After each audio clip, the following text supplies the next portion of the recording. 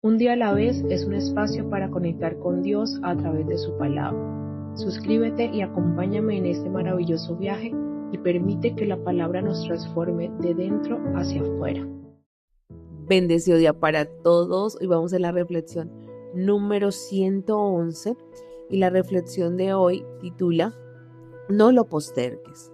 La lectura las encontramos en el libro de Josué, capítulos 13 al 16, el Salmo 111 y el Evangelio de Lucas, capítulo 9, versos del 51 al 62. Hoy la palabra es muy directa, algo incómoda, pero profundamente necesaria.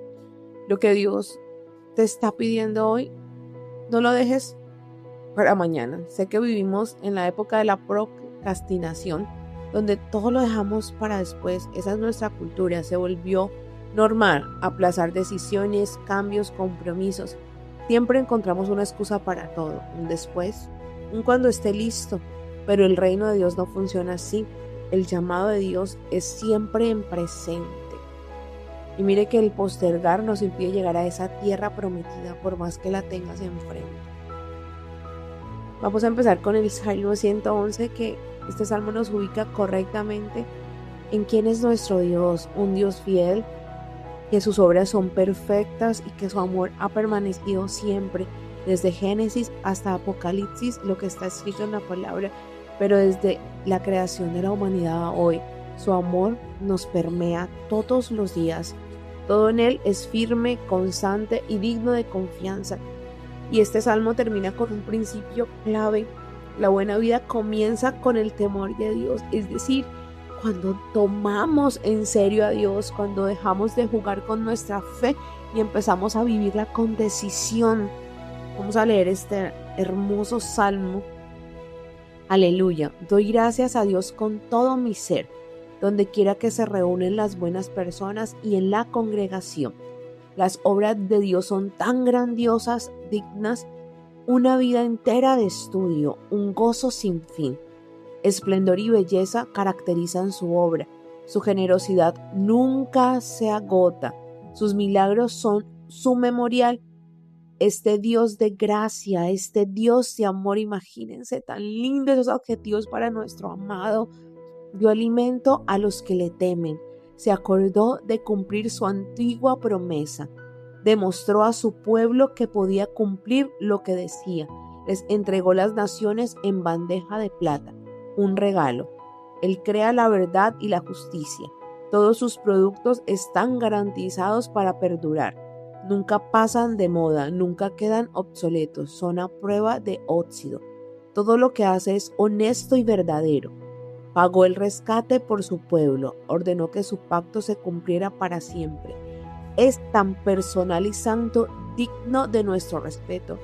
Dios quiere una relación personal contigo, no que tú te comuniques con Él a través de otros, puedes recibir mensajes, pero Él quiere a ti que tú vayas todos los días.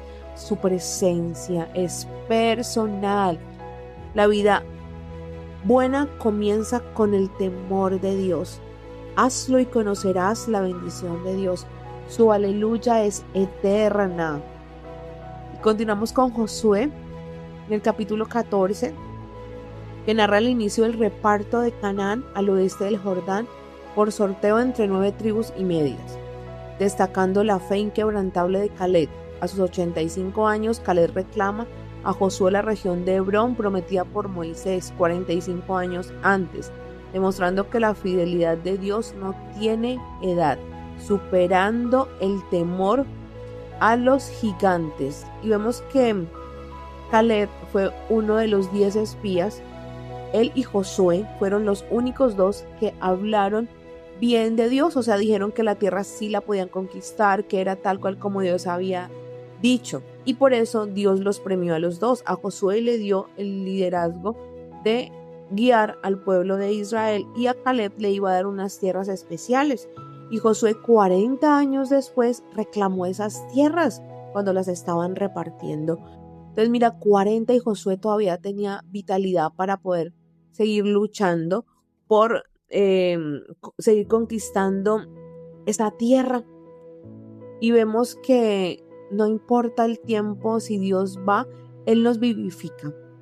Si Él está creciendo dentro de nosotros, nuestro cuerpo se rejuvenece. Entonces hay que aprender de la fidelidad de Dios y pedir lo que nos ayude a ser fieles, a tener ese espíritu como de Caleb y de Josué, que siempre le creyeron a Dios y lograron lo que Dios había propuesto para ellos. Y esa invitación es hoy vigente para nosotros, no importa qué edad tengas, pero si Dios te ha prometido algo, eso será. Solamente tienes que aprender a esperar. Así estés viendo la tierra prometida en un tiempo. Caleb esperó 40 años. 40. Entonces, puedes estarla viendo, pero algo debe suceder para que esa tierra sea de bendición para ti. Espera el tiempo de Dios y quédate quieto. O sea, quedarte quieto es descansar en su voluntad. No quieras hacer con tus planes, con tus esfuerzos, lo que Dios ya destinó. Y en Josué 15, este capítulo detalla la asignación territorial de la tribu de Judá, destacando su posición como líder, su vasta extensión al sur de Canaán y el cumplimiento de las promesas divinas. Incluye la valiente conquista de Hebrón por Caleb y la petición de aguas de su hija Atsa, reflejando fidelidad y perseverancia. Entonces aquí empieza Caleb a conquistar ese terreno y premia a quienes le colaboran en esta tarea. Pero me causó profundamente la atención el verso 63, que dice: el pueblo de Judá no pudo expulsar a los jebuseos que vivían en Jerusalén. Los jebuseos se quedaron viviendo junto al pueblo de Judá. Todavía viven allí en Jerusalén. Entonces, los jebuseos representan espiritualmente los obstáculos arraigados, el orgullo y la oposición que nosotros tenemos a la voluntad de Dios en nuestra vida. Los jebuseos habitan en esas áreas que deben ser conquistadas, como nuestro corazón, nuestros pensamientos. El nombre jebuseo se asocia con trillar. Simbolizan pensamientos, actitudes o hábitos persistentes que intentan humillar, pisotear o detener el crecimiento espiritual y la libertad del otro, haciendo sentir insignificantes a alguien por el cual Cristo murió. Uy, a mí esto me tocó profundamente porque cuando hay juzgamiento estamos haciendo eso. Mira, a veces no lo dices, pero en el fondo de tu corazón hay algo, y ayer me pasó eso. Vi una foto, o sea, un cuadro muy lindo, porque era el abrazo de un hijo a su mamá con una flor hermosa. Pero había algo más. De la primera vez lo vi bien completo y nada, pero cuando la volví a ver, o sea, vi un lunar negrito y yo decía, o sea, ya la mente iba a ir a juzgar algo que estaba viendo cuando es una foto, y realmente lo que se destaca ahí es la honra de un hijo a su madre. Entonces, cualquier poquito de levadura nos lleva a juzgar al otro, o sea, eso es humillarlo, pisotearlo. No tenemos que tener ese espíritu. A veces Dios nos permite ver cosas, pero es para poder hablar al respecto, pero hay que poder discernir, porque a veces confundimos esas cosas. Y vemos que hay áreas en nuestra vida que son difíciles de entregar a Dios. Incluso cuando estamos en este proceso de conversión, hay cosas que nos ha costado soltar, que no queremos que Él tenga el control. Entonces, todas esas excusas hacen que perdamos la visión, que no creamos en eso que Dios nos ha dicho. El miedo y la arrogancia nos impiden poseer esa tierra prometida. O sea, controlan los sitios estratégicos para poder llegar.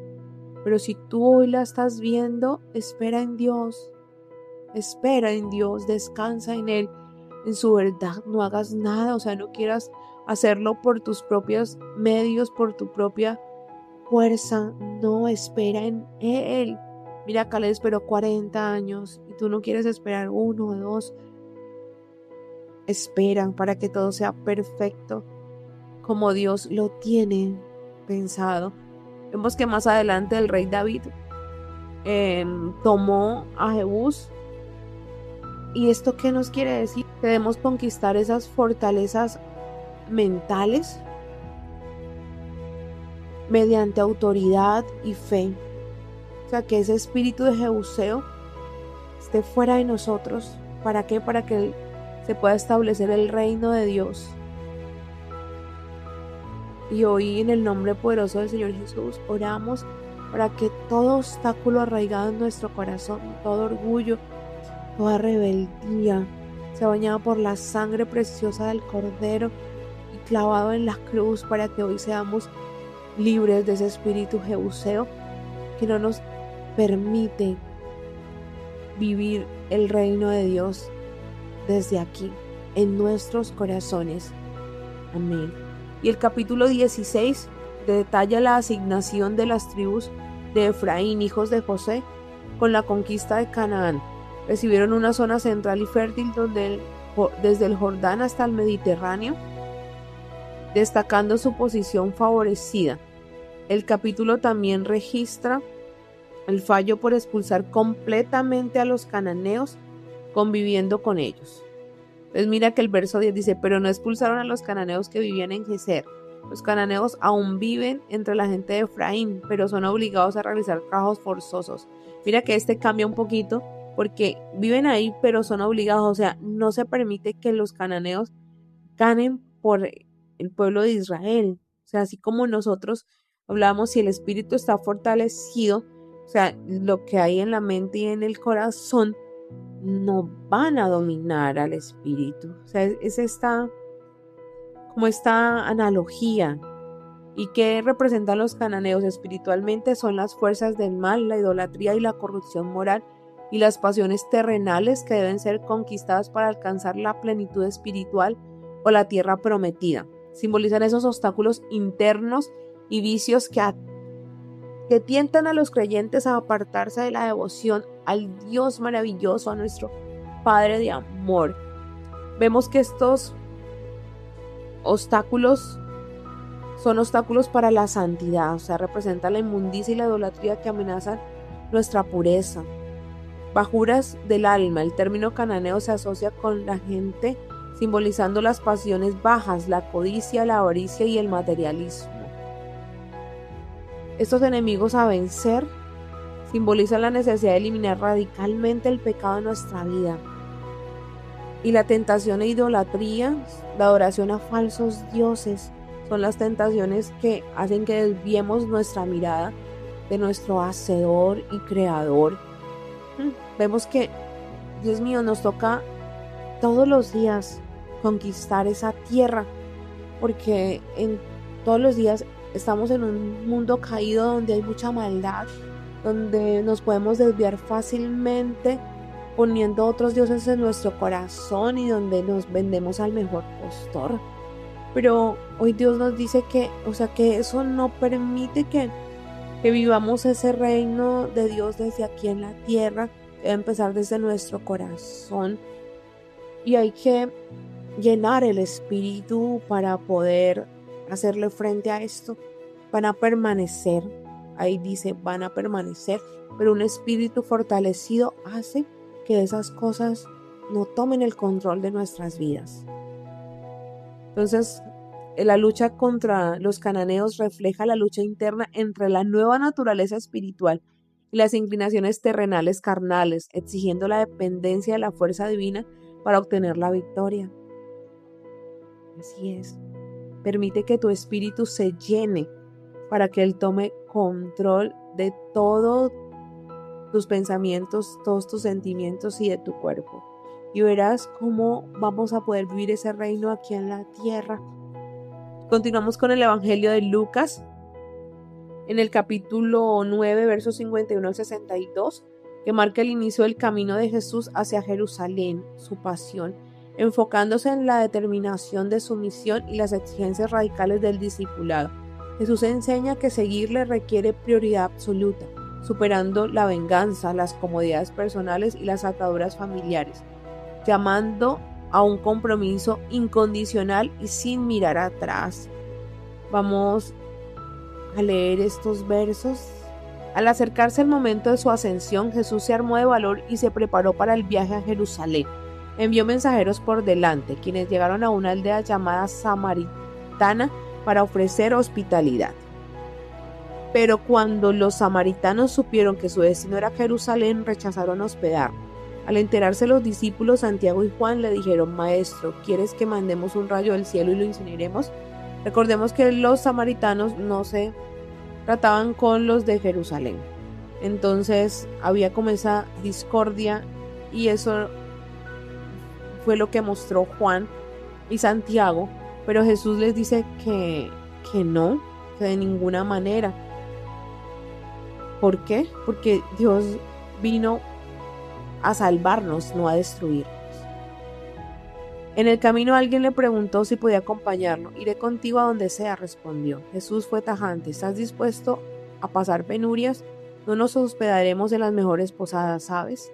O sea, a veces seguir a Dios no es cómodo, nos va a desacomodar bastante, pero ¿estás seguro? Vale la pena. Jesús dijo a otro: sígueme. Él dijo: claro, pero discúlpame un par de días, por favor, tengo que hacer los preparativos para el funeral de mi padre. En la antigüedad se hacían los preparativos mucho tiempo antes, no necesariamente el padre significa que ya había muerto, entonces era como postergar que algún día voy a seguirte, sí, déjame terminar de estudiar, déjame terminar de hacer lo que yo quiero en esta vida para sí estar contigo, porque bueno, tú me vas a prohibir muchas cosas, y realmente nos hemos dado cuenta que no es una prohibición, son cosas que nos dañan y que apagan nuestro espíritu y no nos permiten desarrollarnos en todo nuestro potencial. Jesús se negó: primero lo primero, tu misión es la vida, no la muerte, y la vida es urgente, proclama el reino de Dios. Entonces otro dijo: Maestro, estoy dispuesto a seguirte, pero discúlpame mientras arreglo mis asuntos en casa. Jesús dijo: nada de postergar, no mires atrás, no puedes posponer el reino de Dios para mañana. Aprovecha el día. No podemos postergar el reino de Dios, y es lo que la palabra nos dice hoy. No postergues más tu llamado, y el llamado es para todos. Todos estamos siendo llamados a escuchar la voz de Dios, a vivir el reino de los cielos desde aquí en la tierra, a ser canal de bendición, a esparcir amor, verdad, en todos los rincones de la tierra. Y vemos que el problema no es querer seguir a Jesús, el problema es querer hacerlo a nuestra manera y en nuestro tiempo. Seguirlo no admite excusas, no es cuando me convenga, no es cuando todo esté resuelto, es ya, es ahora. Seguir a Jesús implica una prioridad absoluta, porque Él debe ser el centro para que toda nuestra vida esté alineada, para que toda nuestra vida esté en prosperidad. Implica dejar de aplazar decisiones que ya sabes que debes tomar. Hoy la pregunta es concreta. ¿Qué estás postergando en tu vida espiritual? ¿Hay algún pecado que debes soltar?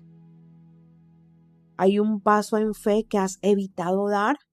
¿Y hay una decisión que Dios ya te mostró? No se trata de hacer todo perfecto. Se trata de responder hoy. Porque cada vez que postergas, endureces más tu corazón. Y cada vez que obedeces, aunque cueste, creces en libertad. Dios sigue siendo fiel, sus promesas siguen en pie, pero hay una parte que nos corresponde a nosotros: responder sin demora. Hoy no es un día más, es una oportunidad. No lo dejes para después, no mires atrás, no pongas condiciones, porque la vida con Dios no empieza mañana, empieza cuando decides no postergarlo más. La palabra ha sido leída. No más. Hoy oramos en el nombre poderoso de Jesús y le pedimos que derribe todo espíritu jebuseo y cananeo en nuestro interior. Le pedimos que todos esos obstáculos que nos impiden seguirlos sean derrotados, así como fueron derrumbados los muros de Jericó. Que hoy podamos ir al trono de la gracia con confianza y entregarle todo eso que hemos postergado para continuar nuestro camino hacia Él. Que nos llene con su gracia y su amor, y que sea gracia y amor lo que demos a nuestro prójimo. Amén. Dios es bueno en todo tiempo, y en todo tiempo Dios es bueno.